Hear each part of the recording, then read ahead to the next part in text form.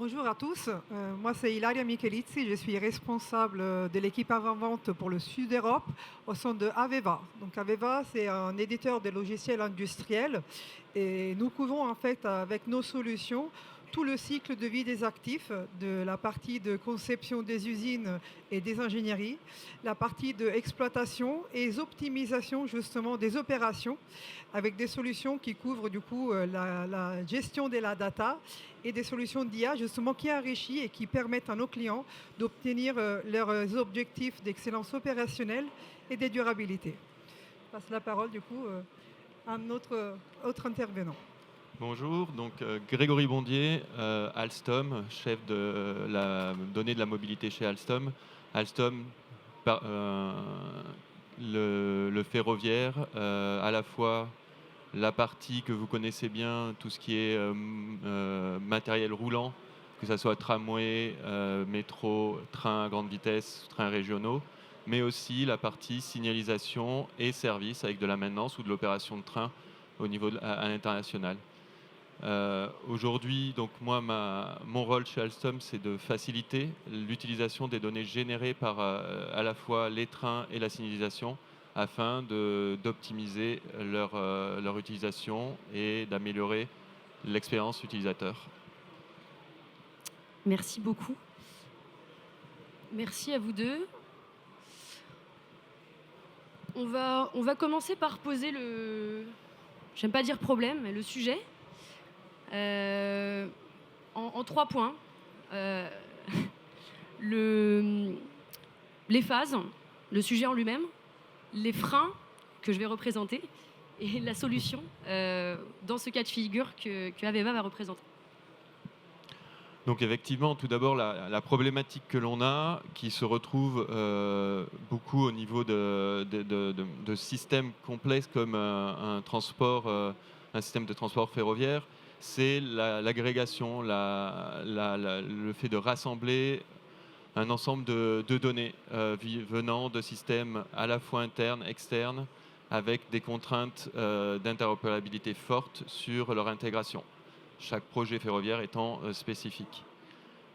Là-dessus, on a fait une chaîne de données assez simplistique, mais au moins qui permet de poser la problématique, capacité de stocker ces données, de les préparer pour les différents usages a posteriori, et enfin une couche de virtualisation qui permet d'apposer aussi tout ce qui est sémantique et qui permettra demain d'avoir des jumeaux numériques interopérables, et c'est un des sujets qu'on abordera.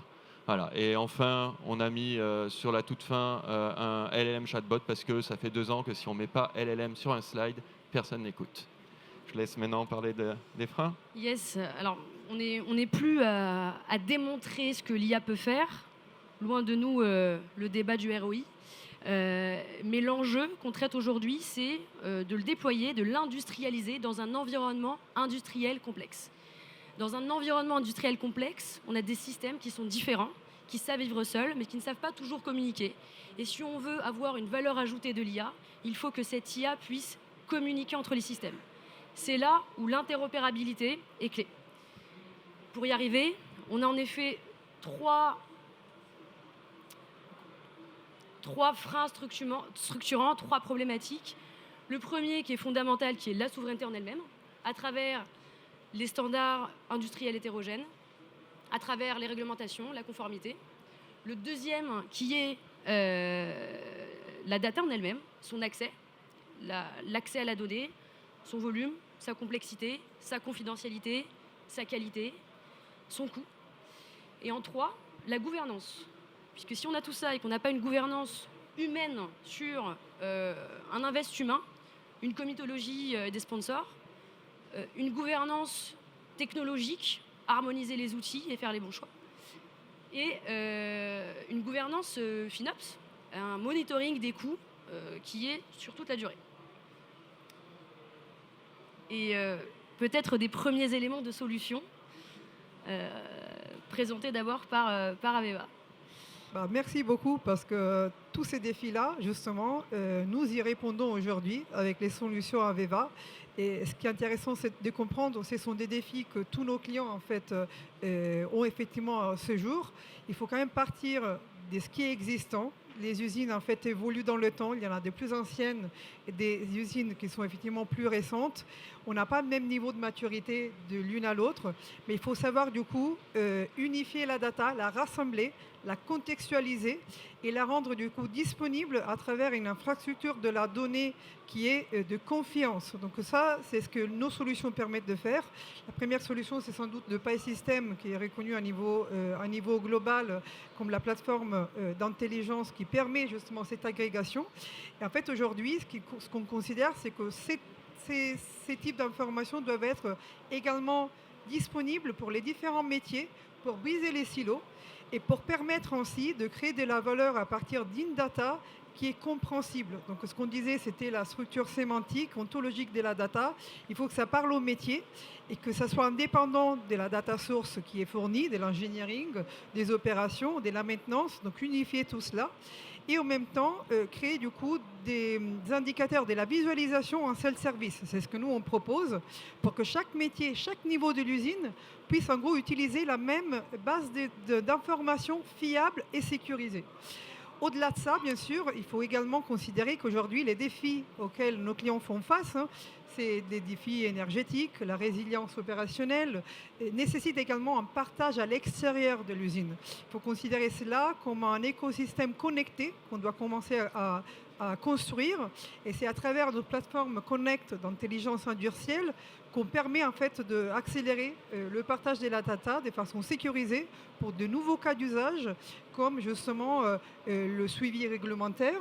Donc on a des clients qui permettent justement de partager la data de façon ségrégée pour suivre les réglementations et le démontrer, et également pour créer de la valeur à partir justement de services qu'on peut fournir à nos clients finaux. Donc ça, c'est également très intéressant parce que c'est à travers toujours cette intelligence industrielle partagée que nous accélérons les valeurs pour l'industrie. Merci beaucoup. Ce qu'on va faire maintenant, c'est proposer la lecture de Scalian pour y répondre, en allant vers le cas d'usage qu'on opère chez Alstom avec Grégory. Chez Scalian, dans cette configuration, on aborde ce sujet avec deux forces, l'ancrage métier et la maîtrise du delivery. Donc la proposition, elle est en 3 points. La première, c'est l'expertise métier. La deuxième, c'est une démarche IA qui est structurée.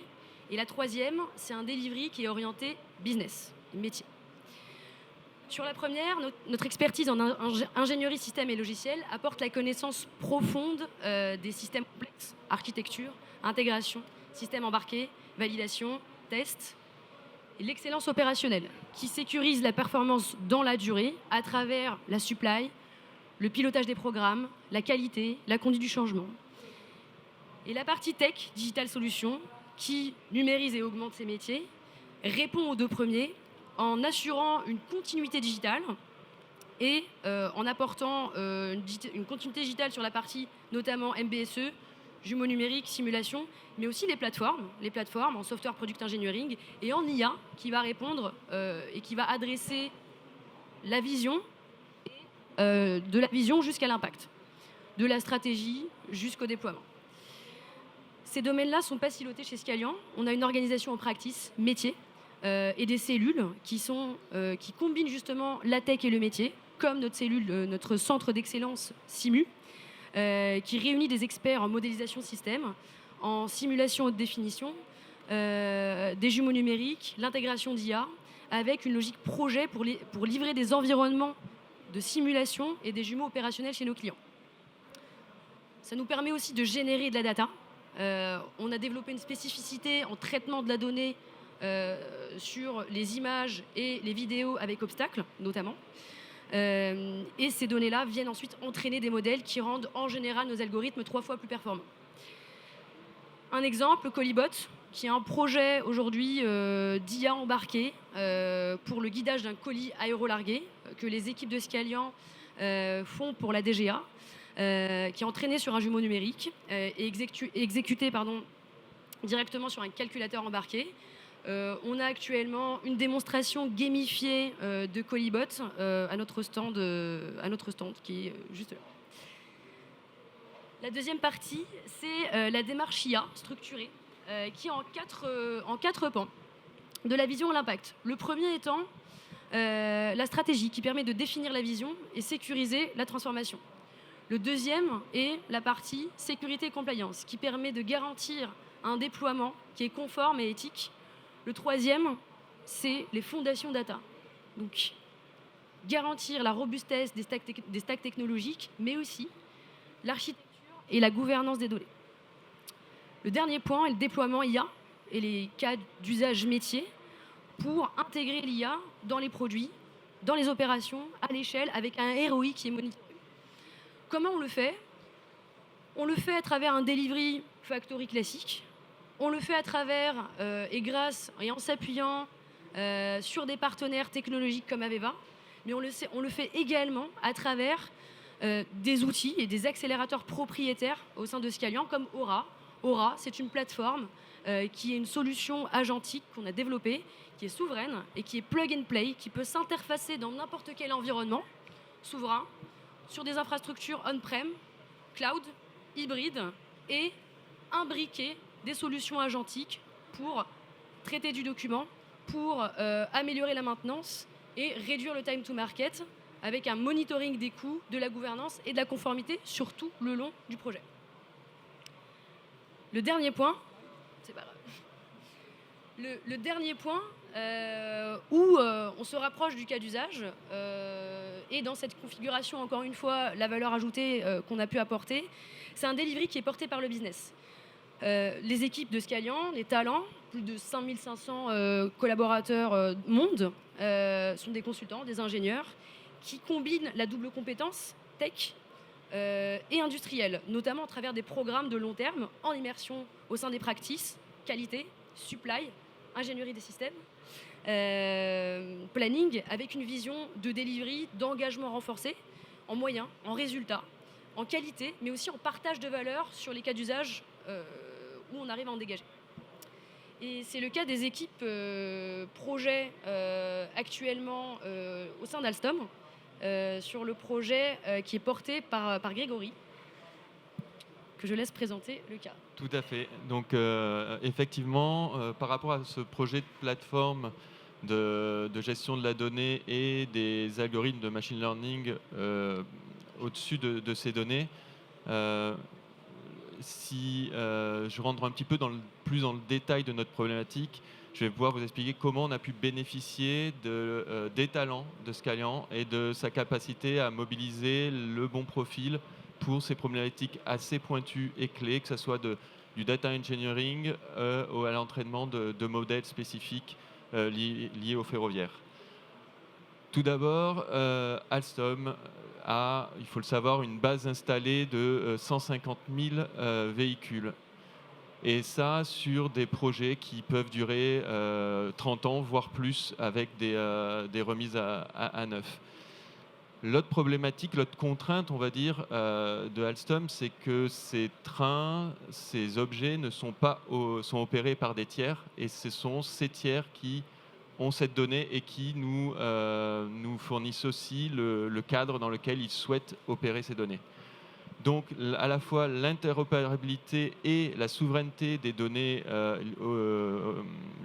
générées par ces objets est clé dans la gestion de la problématique. Et c'est pour ça que les talents de Scalian nous ont permis de mettre en place une plateforme spécifique qui lève les différents freins, que ce soit la mise en place d'une gouvernance et d'un catalogage automatique des données issues des différents systèmes, que ce soit la mise en place de couches sémantiques permettant l'interopérabilité ensuite chez nos clients.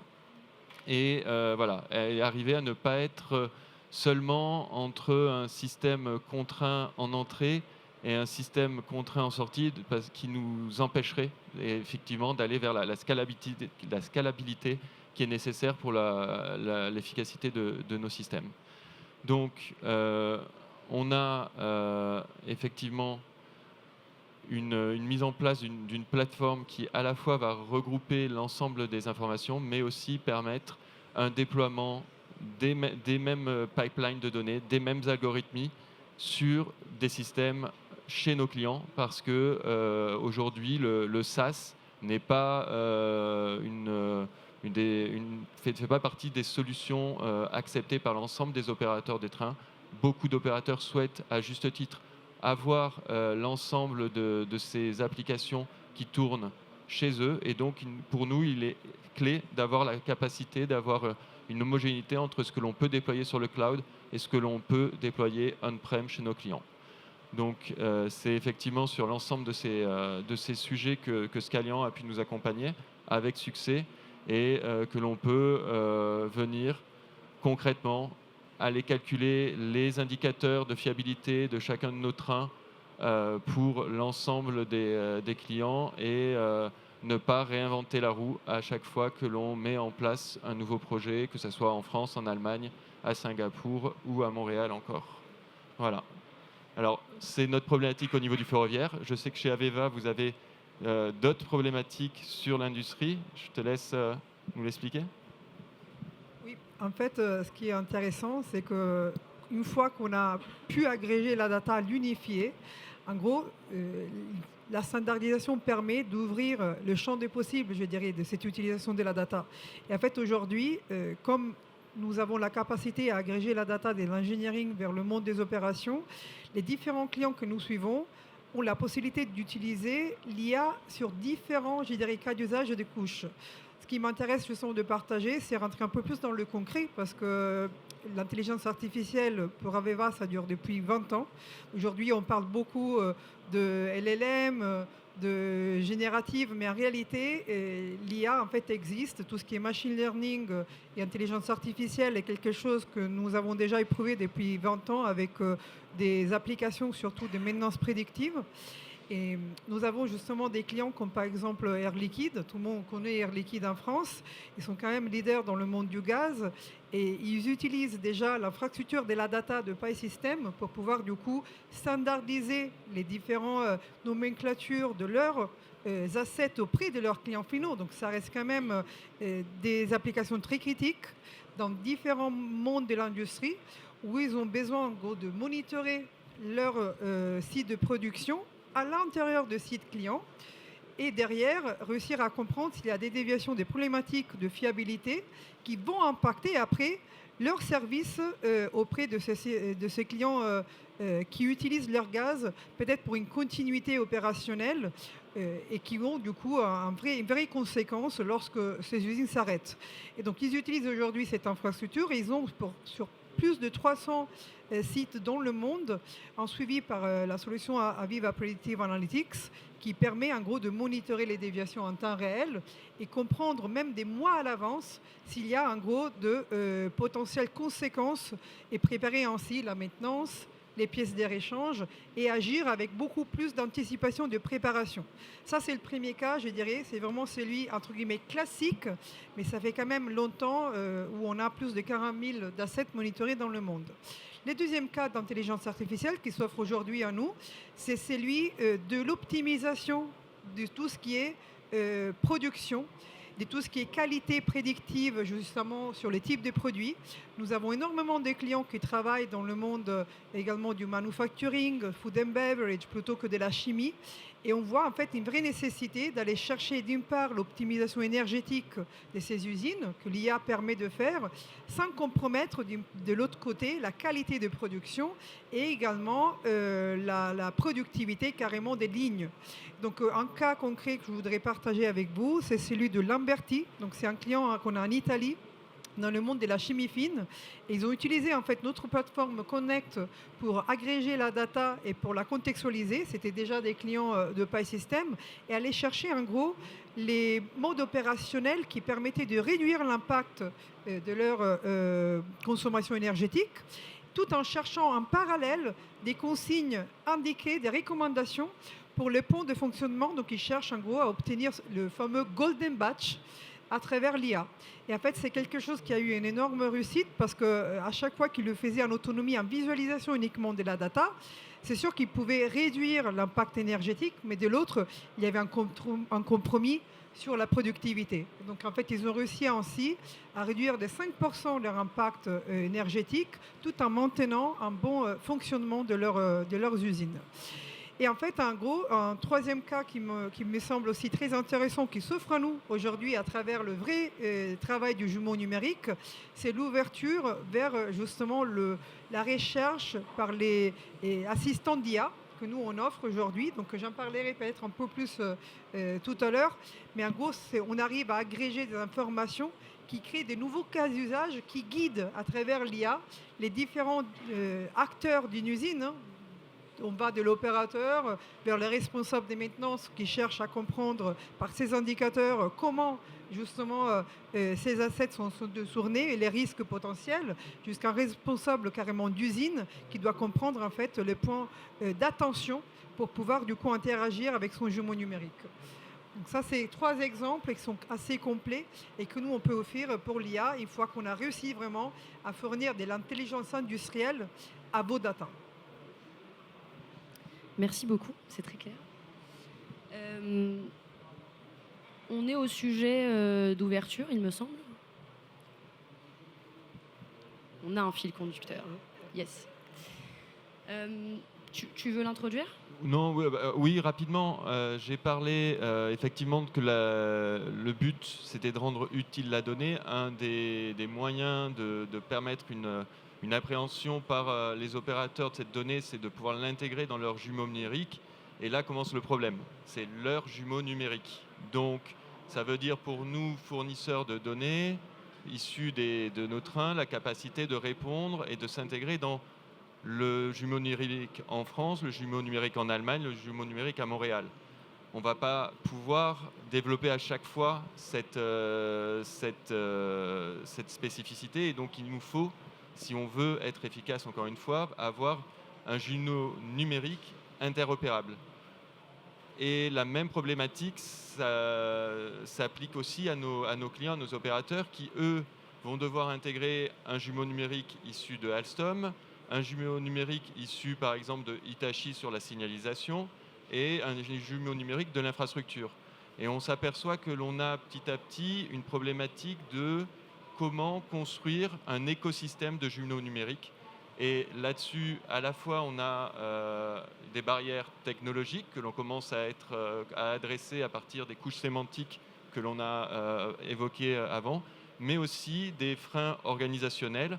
Et aujourd'hui, pour ce qui est d'Alstom et de l'écosystème du rail, on travaille d'arrache-pied à mettre en place donc une gouvernance commune avec un data space permettant l'échange des informations au sein d'un écosystème, en tout cas en Europe pour l'instant.